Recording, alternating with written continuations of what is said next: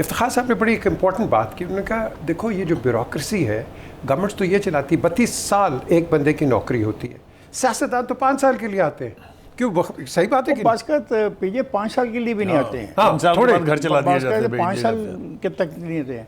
और ये सारी जो फिगर्स हैं इनको तो पता भी नहीं होती बच्चों को, बेचारे बच्चों को बुलुंगड़ों को नहीं पता होते। ये वो ब्यूरोक्रेसी बनाती है, उसी की खेल होती है। भी उन्हीं का है। नहीं सर, नहीं मैं भाई साहब यहाँ पे मेरा वो बुनियादी डिफरेंस ऑफ ओपिनियन है।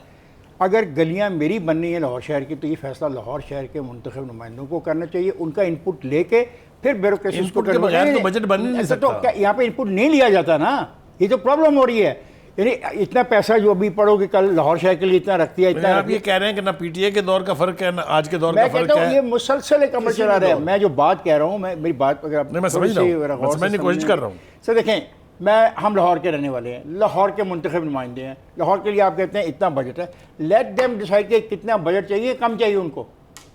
ये कौन है? ये ऐसे ऐसे प्रोजेक्ट बनाते हैं जिनमें इनका डायरेक्ट कमीशन इनको मिल जाए। आप सिर्फ सियासतदानों को बुरा कहते हैं कि वो कमीशन खाते हैं और बेईमानी करते हैं, तो आप with all respect to my bureaucrat officers and my friends, 15% तो जाता है सबके पास। तो ऐसे ऐसे प्रोजेक्ट भी इंट्रोड्यूस करवाए जाते हैं जो बाद में मुकम्मल नहीं हो पाते, फिर वो अधूरे रह जाते हैं। तो मैं समझता हूँ कि ये बिल्कुल इनकी बात भी दुरुस्त है। और आप खुद कह रहे हो कि अभी तक फाइनेंस मिनिस्टर नहीं है। अगर फाइनेंस मिनिस्टर नहीं है, उसने तो पढ़ना ही है ना, जो उसको लिख के दे दिया जाएगा। अब वो जो लिखा हुआ है वो आपकी और मेरी तकदीर का फैसला करेगा अगले 1 साल तक। इसका हक मैं उनको नहीं देना चाहता। मैं कहता हूँ आप मुंतखब नुमाइंदे लाएं, मुकामी हुकूमतें कायम करें, उनसे मशावरत करें और फिर बजट बनाएं। मैं फिर ये सही समझा हूँ कि जो ये एक एलिगेशन है PMLN की हर हुकूमत के ऊपर कि उन्होंने तख्ते लाहौर के ऊपर सबसे ज़्यादा पैसा सिर्फ मैं लाहौर की मिसाल दे रहा हूँ। नहीं वो तो नहीं मैंने आपको नहीं, मैं एक मिसाल दे रहा हूँ। It can be Bhai Pheru, it can be Sheikhupura, it can be Toba Tek Singh, it can be Sangla हिल।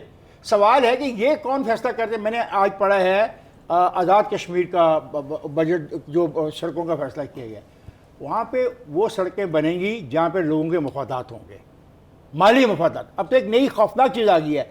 हम एक ज़माने में खुश होते थे कि सड़क आ रही है, अब पता लगा इस सड़क के पीछे खेल है।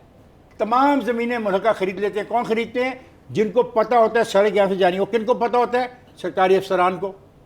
सो this is a very serious allegation जो मैं लगा रहा हूं। रिंग रोड पिंडी में हुआ, रिंग रोड लाहौर में हुआ था। ये जो आपने जावेद इन्होंने जो बात की, आई थिंक एक ये इनकी तरफ से सबकी तरफ, ब्यूरोक्रेट्स बड़े अच्छे हैं, हम ब्यूरोक्रेट्स की बात कर रहे हैं।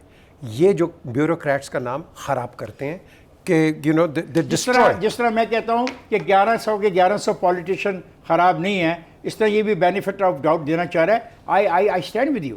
आज जो हम डिस्कशन कर रहे हैं, बिलीव मी, आज के पॉलिटिकल सिस्टम का सबसे बड़ा मसला यही है। अगर हम अवाम और तमाम लोग इस बात को समझ लें, डायलमा क्या है जिसकी तरफ इफ्तिखार साहब ने इशारा किया कि हम मिनिस्टर तो बना देते हैं, उस मिनिस्टर की इनपुट ही नहीं है, कंट्रीब्यूशन ही नहीं है। जब उसकी ना वो इनपुट होती है ना कंट्रीब्यूशन, सर क्वालिफिकेशन नहीं, शायद मैं आ रहा था कि शायद उनमें वो कैपेबिलिटी नहीं है, तो फिर ब्यूरोक्रेट ड्राइव करते हैं पूरे निज़ाम को, कर रहे हैं। और फिर हम मुर्दे इल्ज़ाम ठहराते हैं कि सिस्टम हमें चलने नहीं देता। इसलिए चलने नहीं देता कि हमारे अंदर वो सलाहियत नहीं है। और आज जो चीज़ पंजाब में सबसे बिल्कुल सामने आ गई है, मैं समझता हूँ कि ये वो लम्हा फिक्रिया है। ये कोई छोटी चीज़ नहीं है कि मिनिस्टर आज तक अपॉइंट नहीं हुआ और सुबह बजट पेश हो रहा है। तो उससे बेहतर ये है कि जिसने बनाया कम से कम आप उससे पूछ लें कि उसने किस तरह बनाया, हो क्या रहा है। होता ये है कि आप पिछले बजट को उठाते हैं, जो कि मैं अभी पढ़ रहा था बजट को, वही बजट ऑलमोस्ट सेम है, 2, 4, 5% ऊपर नीचे किया। और यहाँ तक कि जो डॉलर की वजह से डेप्रिसिएशन आई है, उस हिसाब से बजट को तो ज़्यादा होना चाहिए था। इन्होंने भी तकरीबन 500 बिलियन का डेवलपमेंट बजट रखा है, पिछली हुकूमत में भी रखा था। और मज़े की बात क्या है, उन्होंने जो 500 रखा उसमें से खर्च ही कुछ नहीं हुआ, 300 या 250 अरब खर्च हुआ।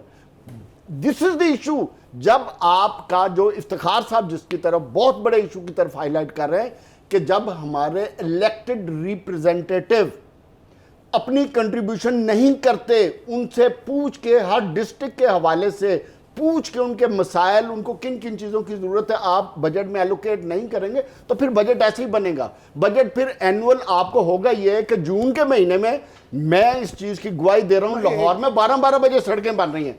क्यों कि 30 जून को बजट एक्सपायर हो जाएगा। नहीं, मैं इसमें एक पॉइंट, मिसिंग लिंक बहुत रहते हैं। मसलन इनकी गवर्नमेंट, पीटीआई की गवर्नमेंट का अपना एक विजन था, उन्होंने कहा कि ये चीज़ें करनी है। ये शराब ने मिलकर नहीं, बनवाया है। मैं पीटीआई की गवर्नमेंट की बात कर, उनका अपना एक विजन है, उन्होंने ये काम करना है। वो शुरू करा जाते हैं, PC1 बन जाता है, पैसे एलोकेट होते हैं। PC1 मुफ्त नहीं बनता, उसके लिए कंसल्टेंट हायर किए जाते हैं, गैर मुल्की कंसल्टेंट, PC2 उनको फिर पैसा दिया जाता है, वो उनकी शराइत मानी जाती हैं, और फिर अगली हुकूमत आती है, वो कहती है नो, हम इसको रिन्यून कहते हैं। अब जो पैसा वो ज़ाया किया गया, वो किधर जाएगा? एक दूसरा, मैं बिल्कुल कहता हूँ कि ये जो सारे कागजात हैं, ये इलेक्टेड रिप्रेजेंटेटिव बेचारों को ना पता होते हैं, और बड़ी दुख की बात है, ये पढ़ते भी नहीं हैं, इंटरेस्ट नहीं लेते ना। अच्छा, फिर इसमें दूसरी दुख की बात है, इस पे आपको कोई संजीदा डिबेट होती नज़र नहीं आएगी, बहस ही नहीं होगी कभी भी संजीदा।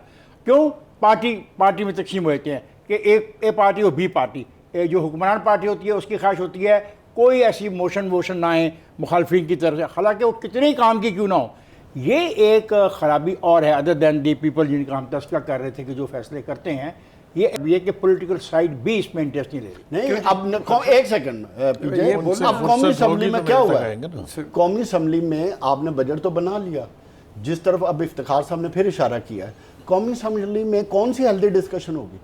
कौन उसमें कंट्रीब्यूट करेगा? राजा रियाज साहब करेंगे कंट्रीब्यूट? अगर एक आदमी बात करता रहेगा तो नहीं होगी। वही ना, तो बात तो एक बंदा ही करता रहेगा ना। राजा रियाज साहब कंट्रीब्यूट भाई किबला, ये तोहफा राजा रियाज का दिया किसने है? कबूल किसने किया है? किसने दिया है? कबूल करने की चॉइस ही नहीं है। टिकट की लालच दे के कबूल किसने किया है? अच्छा, अपोजिशन लीडर या कोई और बहस आप करेंगे, आप भाई साहब बहस ये बजट पे बहस कर रहे हैं, बेमानी बजट है। वापस आ जाए। ये तोहफा अल्लाह के फजल करम से खान साहब का दिया हुआ है, मान लें आप इसको।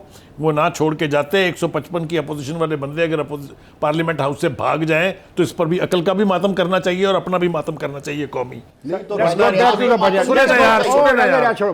अगर वो अपोजिशन इस वक्त बैठी होती, इतनी स्ट्रॉन्ग अपोजिशन होती, इतना मुश्किल होता हुकूमत के लिए किसी मामले में ही होल्डिंग करना और इस मुल्क की कोई बेहतरी हो जाती। ठीक है, यही सूरत हाल यहाँ भी है। हम तवक्को करते हैं कि पंजाब में ये एक्शन रिपीट ना हो, क्योंकि अगर वो बाहर बैठ जाएंगे नाराज होके तो हुकूमत अपनी मर्जी करेगी। बिल्कुल जी, ये नहीं होना चाहिए।